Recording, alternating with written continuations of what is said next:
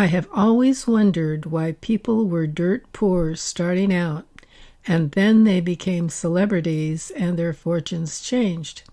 What happened? Well, I'm here to tell you. In this and other videos in this series, you will find out. In the late 90s, I noticed that Neptune and Pluto were in tandem in the cosmos, 60 degrees give or take. Even though Neptune takes around 150 years to go around the zodiac, and Pluto takes around 245.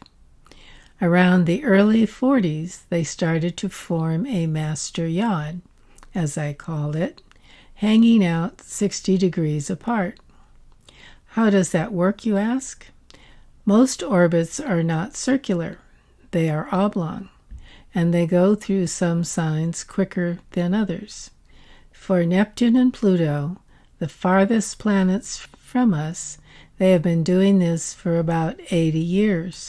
A sextile, or 60 degrees apart, creates what is called a yod, or inconjunct, which is 150 degrees from both planets on the other side of the chart. It is called the finger of God point, as if God is pointing and is showing us the answer. We just have to figure it out.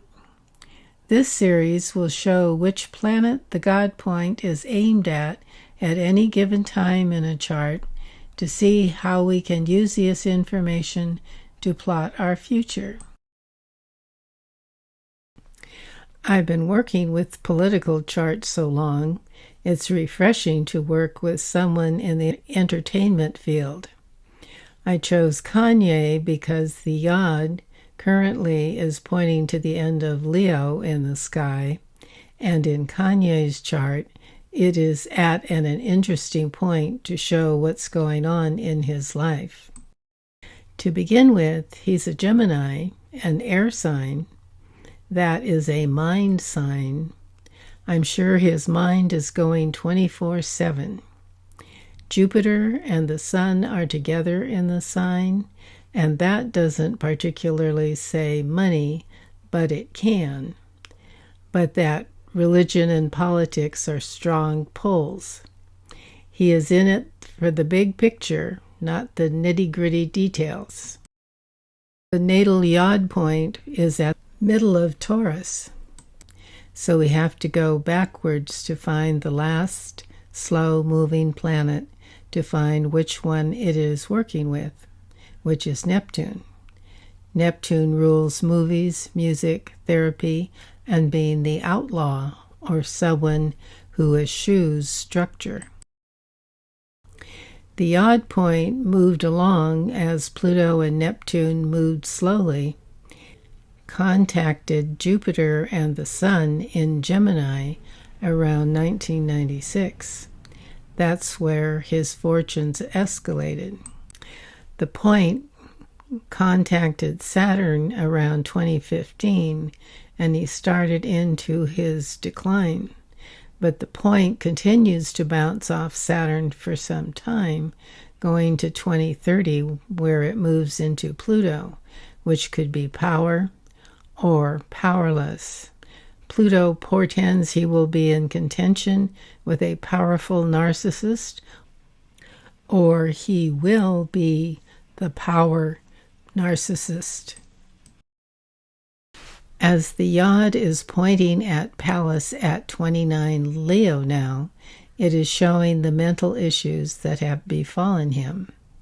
The goddess Pallas in mythology was born of Zeus's head, meaning that there is no feminine feeling or emotion.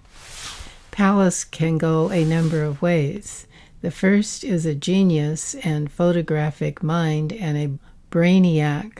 The second is being autistic on the spectrum, and the last are mental issues.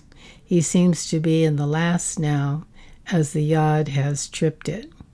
It's between Saturn and Pluto.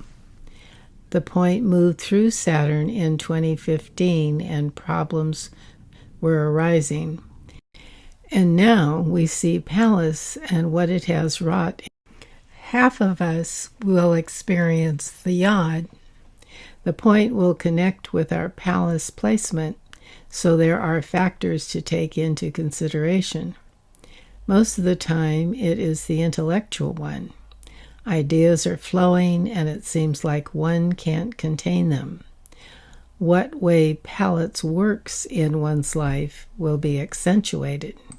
The issue now is Saturn is just past its natal position, opposing it from Aquarius to Leo, as it does just before age 45. Now the big guns, Neptune, Saturn, and Pluto, are all pointing to Pallas, causing more than the finger of God configuration. There is also chickens coming home to roost with Saturn.